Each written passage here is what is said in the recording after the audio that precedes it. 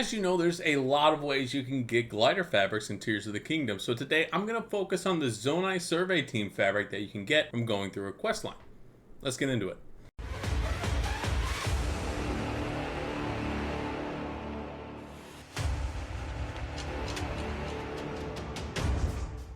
To start this all off, make your way to Lookout Landing, and I believe this will occur after you go through one of the regions of the Regional Phenomena quest line, just helping out one of the sages. This pillar will shoot down. You'll be able to talk to Sila here, who will give you a quest line that tells you to go to Kakariko Village. It is called Messages from an Ancient Era.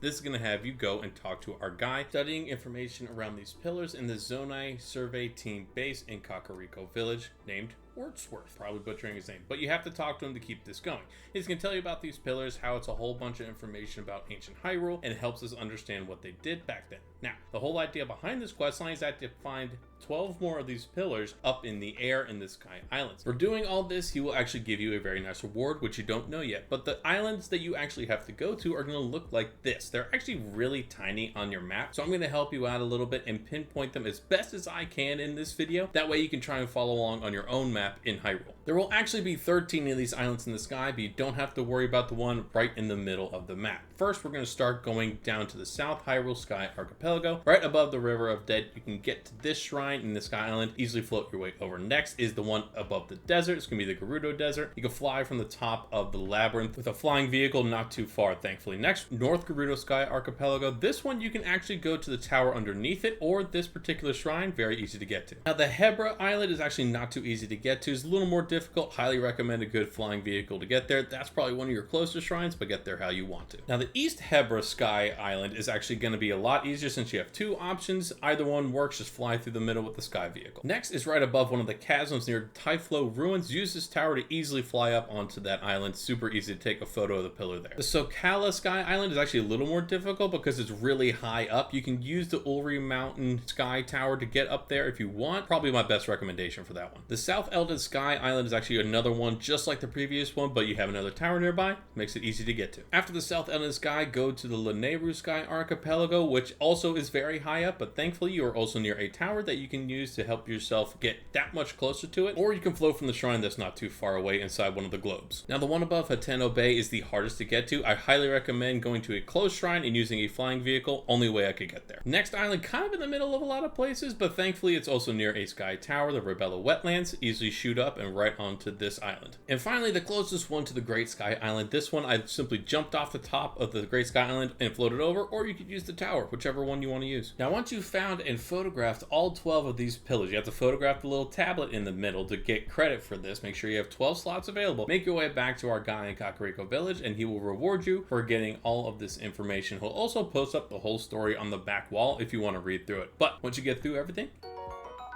he'll give you the Zonai survey team fabric. With fabric in hand, make your way to Hateno Village's dye shop, and you can equip it onto your glider if you want to use this one. Personally, I like the little difference that it is compared to some of the other different glider fabrics that you have. Probably not one of my more favorite glider fabrics you can get in the game, but it's a fun side quest you can go through, and you get a fun glider fabric for it. So, hope you guys found this helpful. If you could, leave a like and subscribe if you found this video helpful, and I'll catch you guys on the next video.